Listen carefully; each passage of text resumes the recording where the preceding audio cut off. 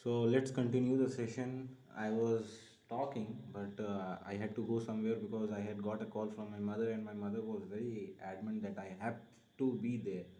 So I couldn't resist her, so I went and I came back. Now I'm again starting the session, resuming from where I had left it. So I was answering some questions. So the first question that I have is that what were the main reasons why the climate awareness movement seemed to have died off after the Carter presidency? Well, I believe that in the mid 70s, for USA, climate was a very big deal. But after 70s till 2000, there was a witness by the environmentalists that USA did not take it too much seriously because USA had others main issues for them, the issues related to administration, issues related to geopolitics. Iraq war was going on.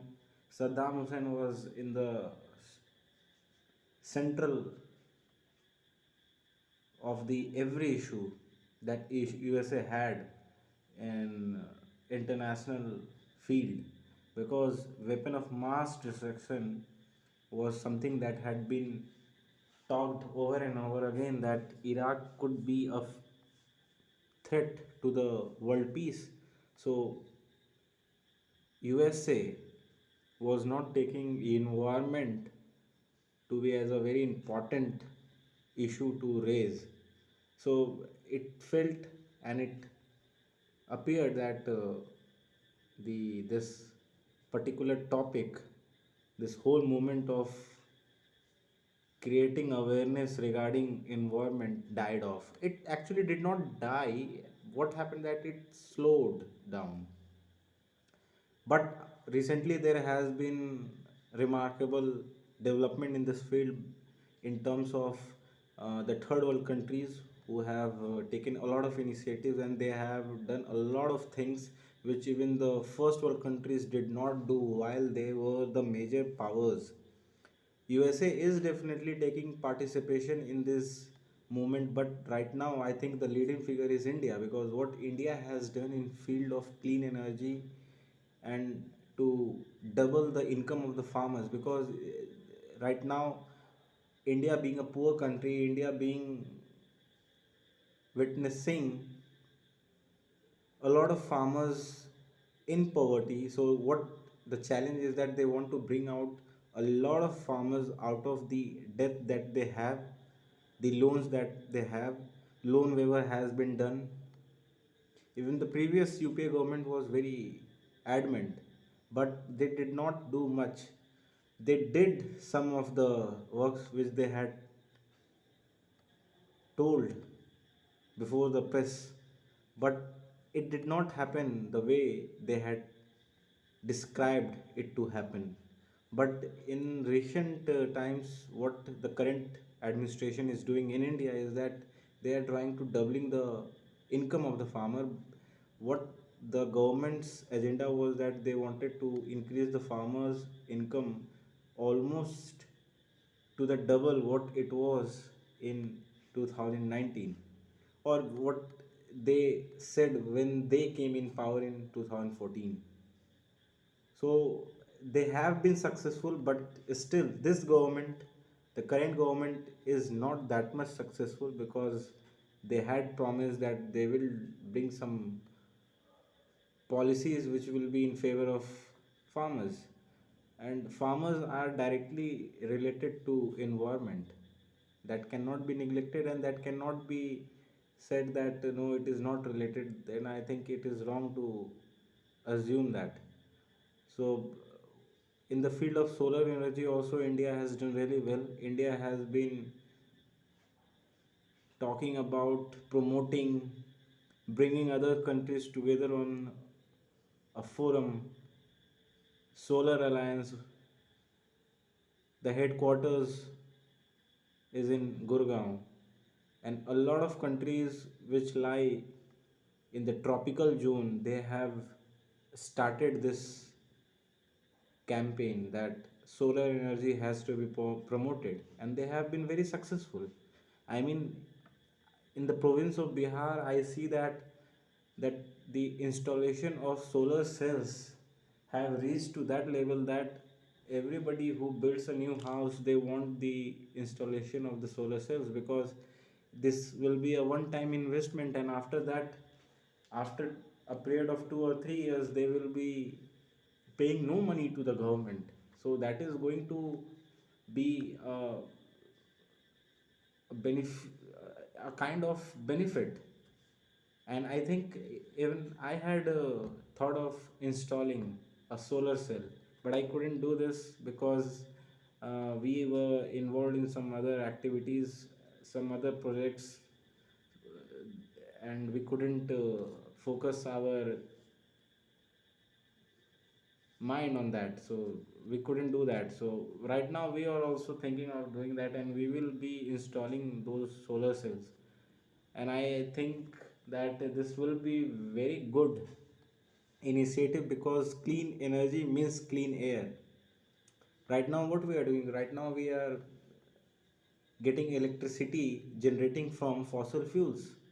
Coal burning is the basis of electricity in India. Thermal power plants, they emit a lot of gases in the environment, and which increases the average temperature.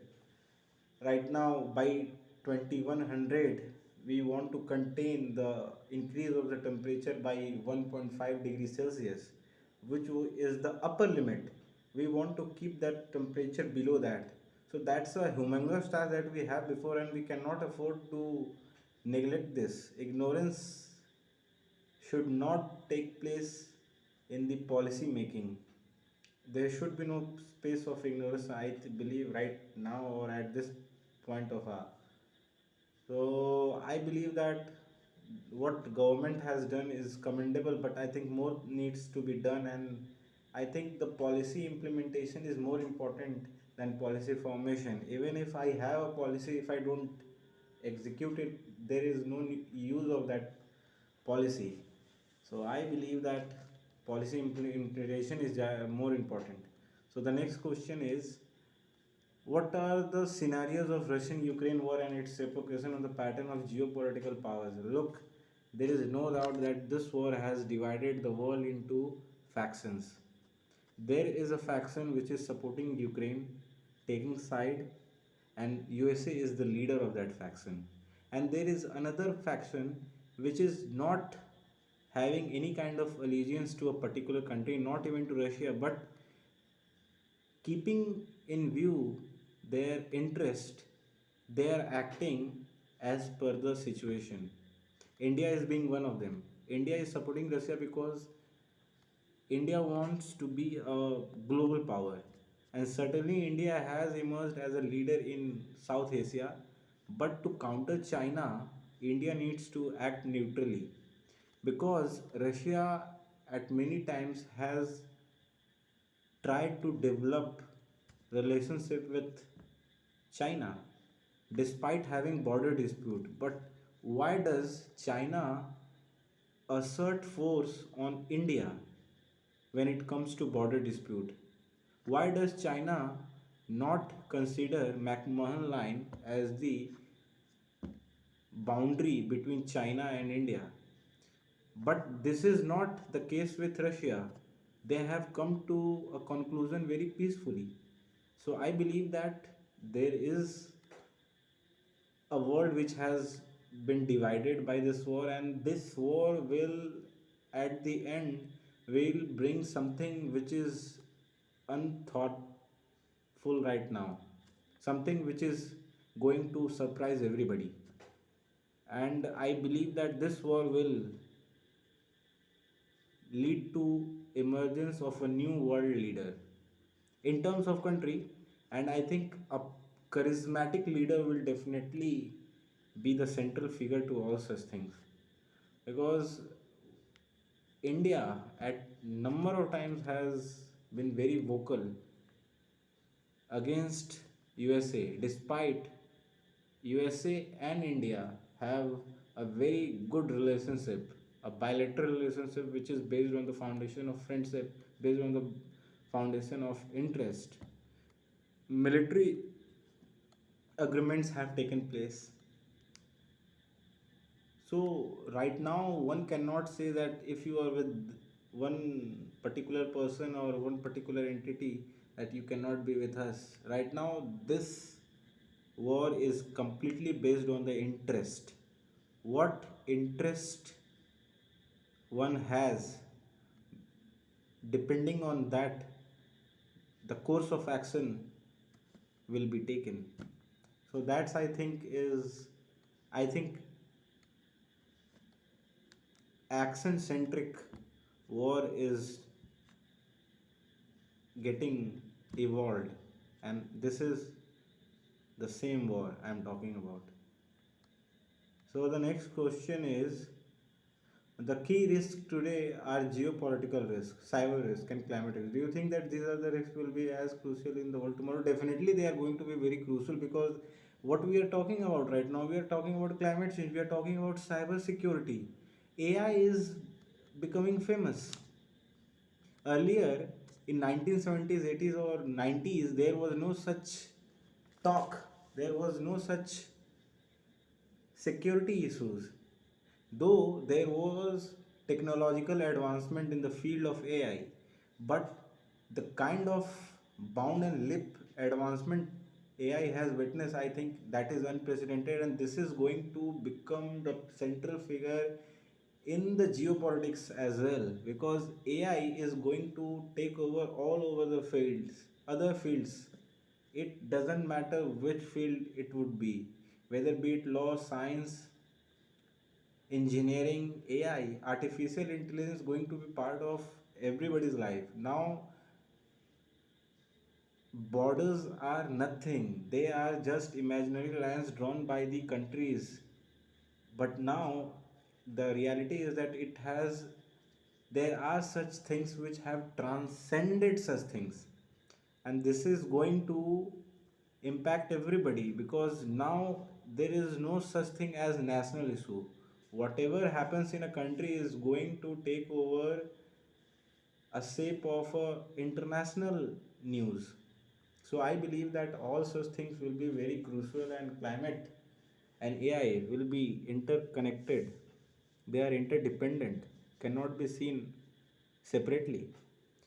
So the next question is I have is that recent decision on Indian government on the removal of 370 and 35A articles is likely to change the geopolitical scenario in South Asia. Definitely, this is going to change, because what Pakistan used to do was completely on the basis of Article 370 and 35A. Now the 35A has been deleted from the Constitution of India, and 370 has been abrogated, and statehood has also been abolished.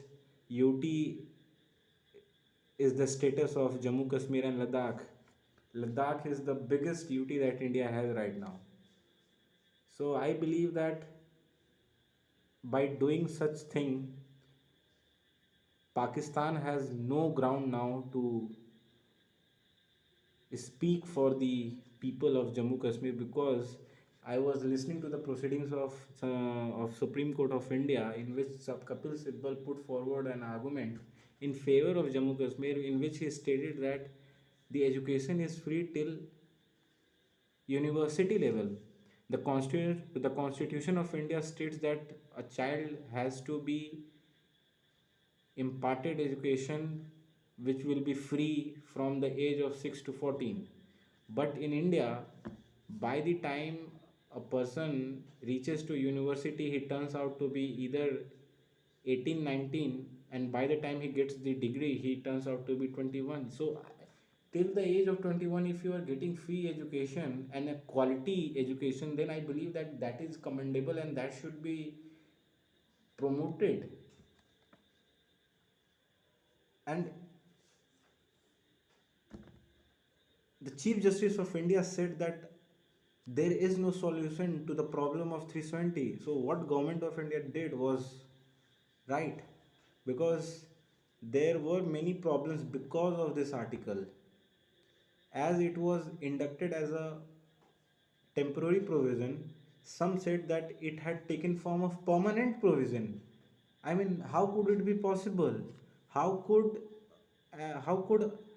an article which was clearly mentioned inside the constitution that it is for temporary period, how could it be a permanent in nature? So the major debate that took place between the judges of the Supreme Court and between the councils was of this, that does 370 have a permanent nature, even though it had been inducted as a temporary provision, though special. It was not for everybody. This was not for the every state. Is the decision of the Duke and Duchess of Sussex a step forward into the unknown, stepping back to the future? Look, this topic is something which I need to research upon.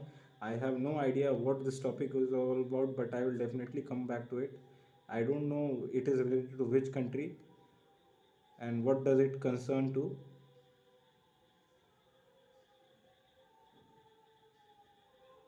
In your opinion, is it better to fight on a battlefield with conventional weaponry or to wage a battle based on expertise in economics? Look, the world right now is fighting a war which is a hybrid form of war based on economics as well as weaponry. What is happening with Russia is well known, that sanctions have been imposed by USA on Russia. European Union has also imposed sanctions on Russia, though European Union is not taking any military action against Russia. But on the contrary, what Russia is doing, Russia is taking military action against Ukraine. So what do we get to see? We get to see that this is a military action come economic sanctions.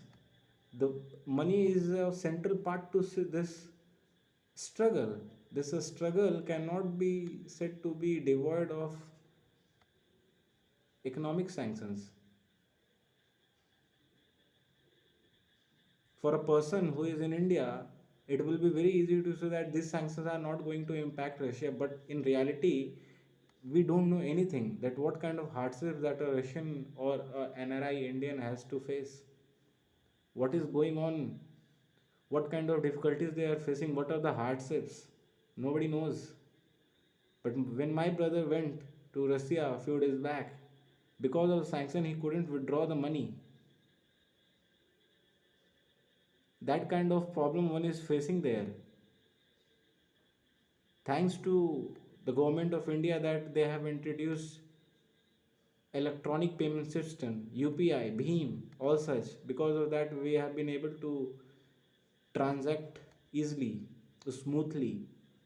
But earlier, if such things had not been there, I think we would have been in a big trouble.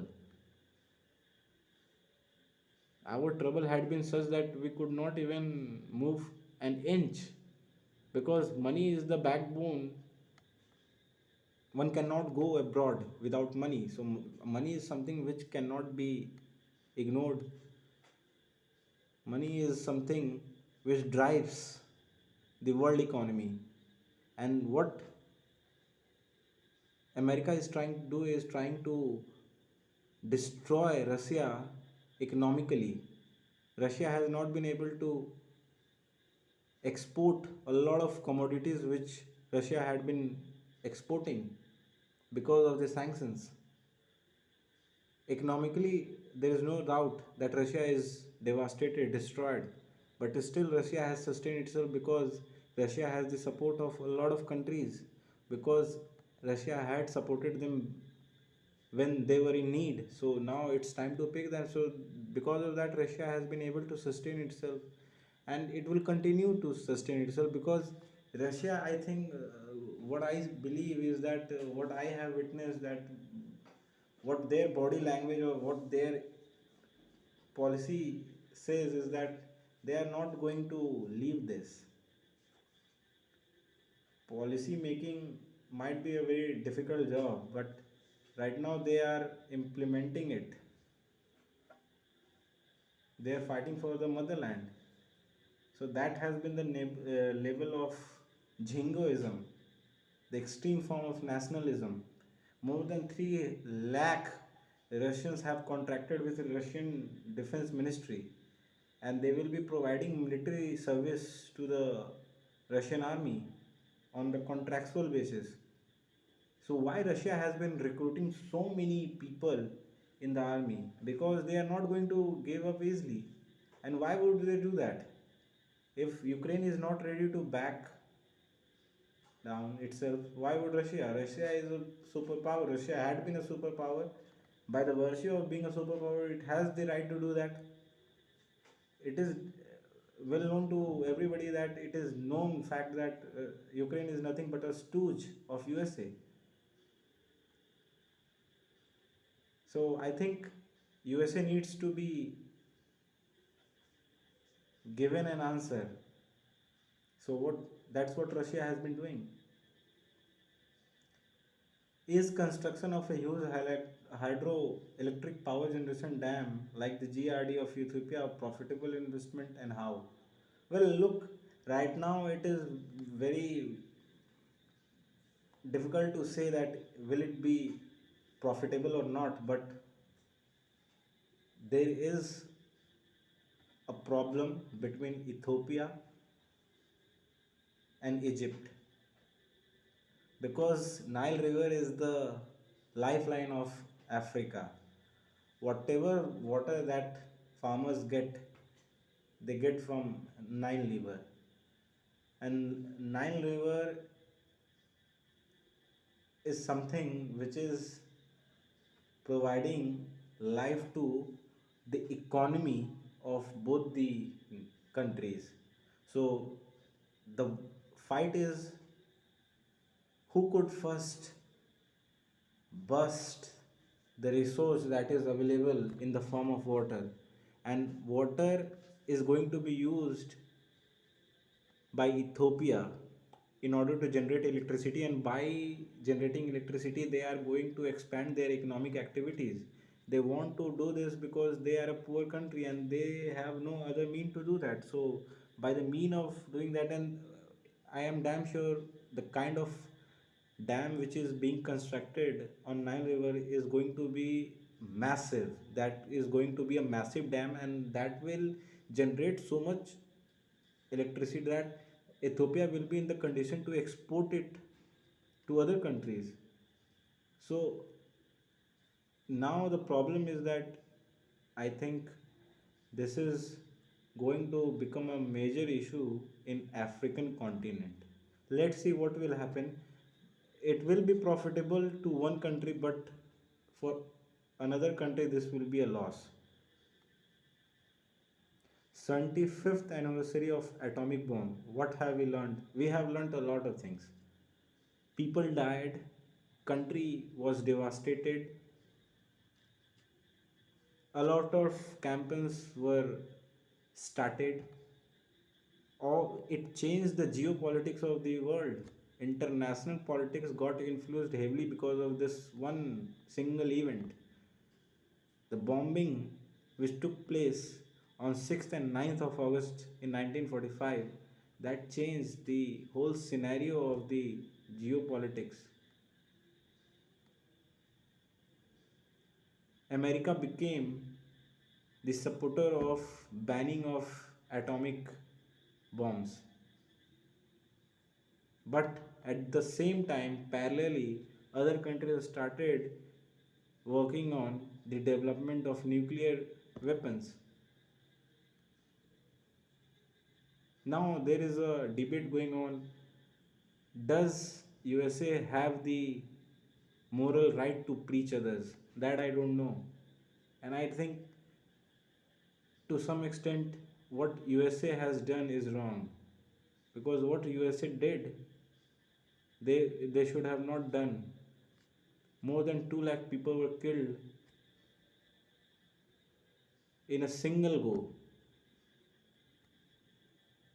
That was the biggest humanitarian crisis that world ever witnessed. Now we have become more aware of such destruction. Earlier we used to think that no, this kinds of things couldn't take place, but it happened. It happened and we witnessed. world got scared.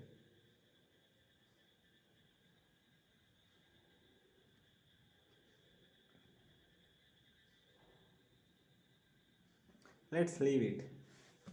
Let's talk about something else. I don't know what I want to talk about. I can be talking about environmental pollution laws, criminal manuals, criminal measure acts, motor vehicle manuals. I will tell you one of the stories of my childhood. I was a kid back then. I think the year was 2007 and I was in class KG. I was not even in class 1, I remember, and my father had bought a bicycle for my elder brother. And I still remember it was night and my father came with the bicycle, and literally that was the first thing that I ever saw, that I had never seen anything newly bought as a infant. And I was so amazed to see a newly bought bicycle, that it was glittering, it was shining. And when he came it was 9, and my brother was so happy that he went outside on bicycle and started roaming here and there at night in the colony. And I was so excited that I started running behind him, and I was running barefoot, because that was a kind of excitement. And when it 2 hours passed, our father started searching for us, that where had we been. And when we came back, he has started beating us. So that was a very funny incident which took place, that the very same day he bought a bicycle for my brother, and we were happy. And the very same day, after 2 hours, when he came back riding the bicycle, we were beaten up, we were punished. Punishment was given to us. So that was the kind of ends that we touched. At one end there was happiness, and other end there was punishment. But we being child, we did what we had to do. The very next day, after 7 or 8 hours, next morning we again went out.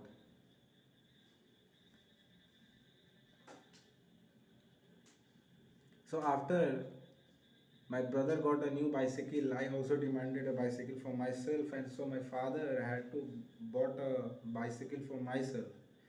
And this time it was my brother who went with my father to the Patna station. Patna station is the place where bicycles are sold in Patna. There is a major shop which sells bicycles. So he brought that bicycle on his shoulder. It was a very small bicycle. I was 6 or 7 back then. And same thing I did, what I did when my brother had got the cycle. This time it was not my brother. This time it was my second elder brother, and we rode the bicycle till 12 at night. And in the house in which we used to live, there was a driver of the landlord, and he saw us because he used to live at the back side of the house, and he used to come out every day at 11 after having dinner. So he saw us and he chided us and reprimanded that because we were small kids, so we didn't know much about that, what kind of activities were happening. And it had been happening that a lot of kidnappings were taking place in Patna back then. And I, being a small kid, newly born, only 5-year old, didn't know anything about such things. So he came and complained about us. So the very next day, because my father had already given us punishment, we were beaten again. So I have been through a lot of things, a lot of situations. Innocence was something that I had back then, and I still possess that. I still believe that I am not devoid of such quality, and I am happy that I have maintained such things.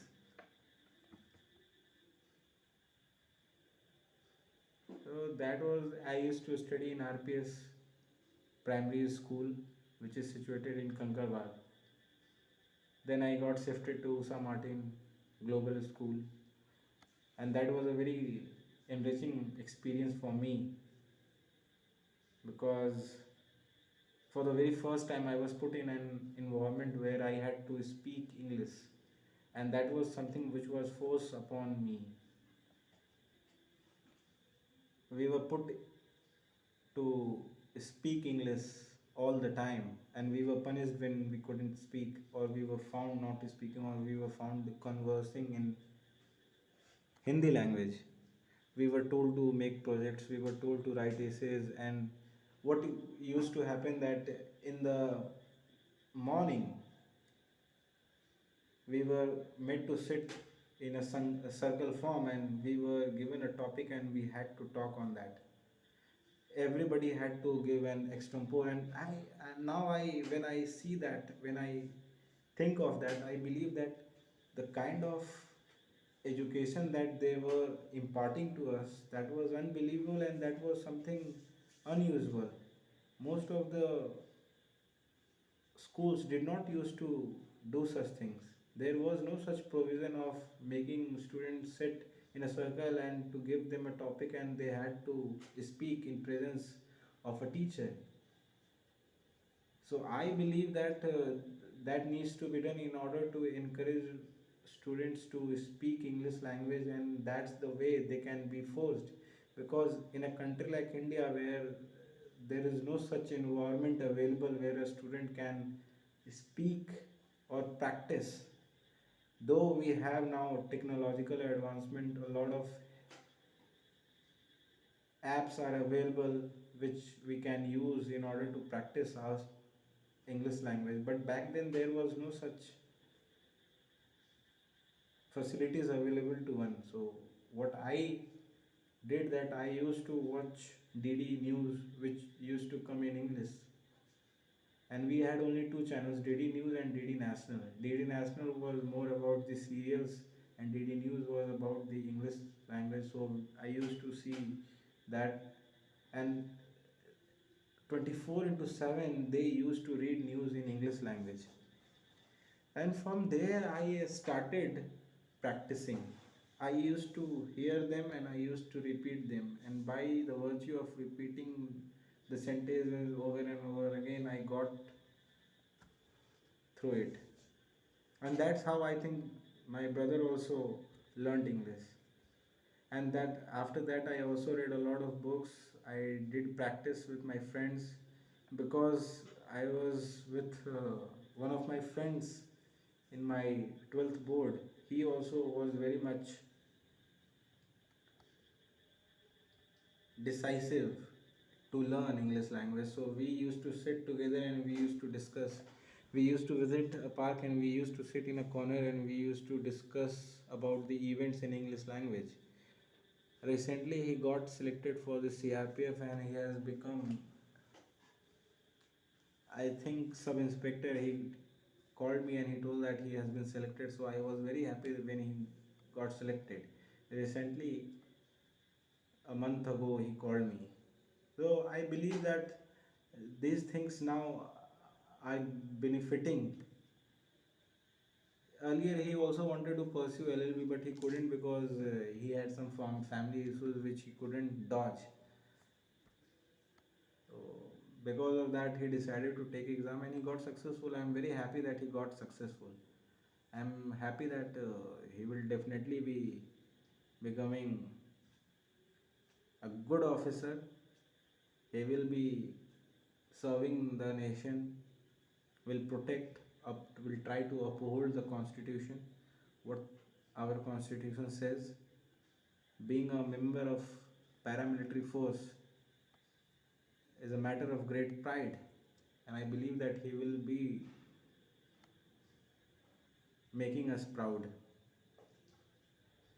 So we used to do that, and we used to do it on a regular basis.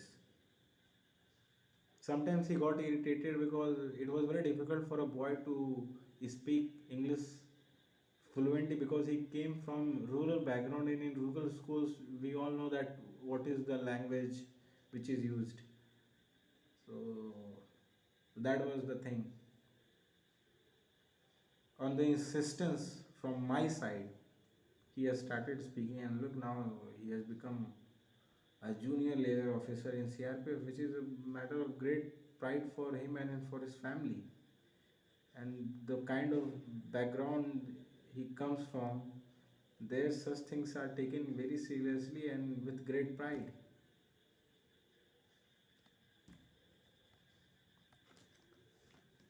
I still remember that it was in 2016, and I had just passed my 10th board examination, and I started taking coaching classes for the 12th board.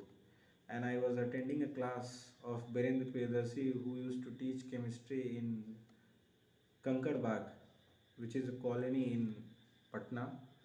And I was there at the back bench, and I saw him sitting in front bench from the back side. And he came out. First, we did not interact. We saw each other, but we did not interact. We did not share any words. Earlier, I had this opinion that I do not want to get involved with any kind of friendship, but eventually what happened that things turn out, and we got introduced to one another, and we became friends. So that's how I met him, and then we started coming together to the coaching classes. And afterwards a lot of things happened which were not very pleasure to be narrated. I don't want to narrate it, that because of many students left the class in the midway, and there was a situation once when the coaching had to be closed. But on the insistence of my father, the teacher had to reopen just for three of us, because in the mid of the session we couldn't join any other coaching class. Nobody could admit us, so we had to stick to the same class, and he had completely left us. So very we were not very hopeful. Hopelessness had taken over us. That was the kind of hopelessness grew upon us. That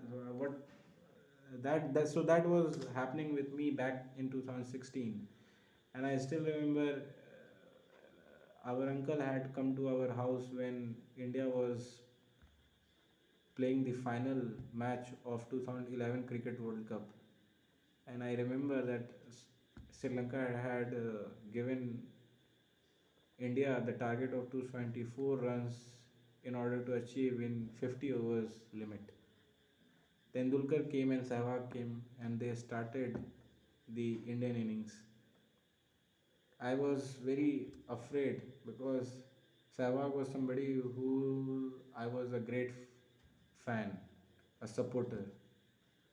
But I knew from the very beginning that Sehwag is unpredictable. If he scores, otherwise he will get out.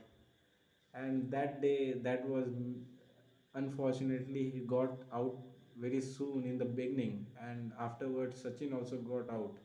So and when Sachin got out, we left the hope of India's winning the World Cup or lifting the World Cup.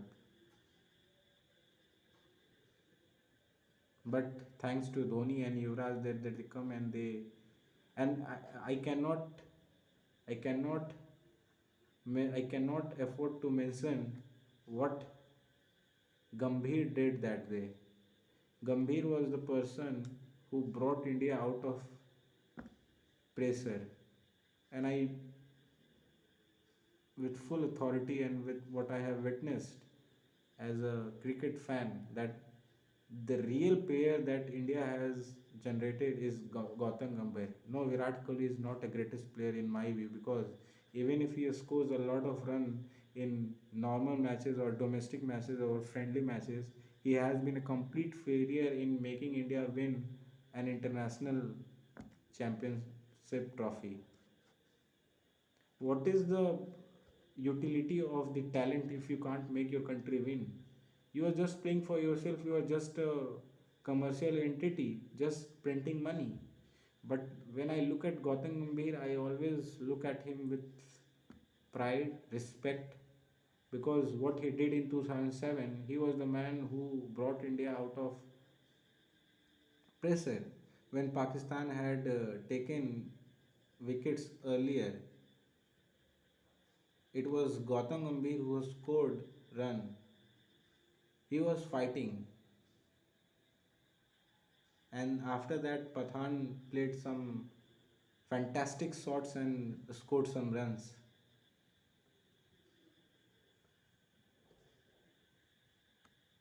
We will talk tomorrow then.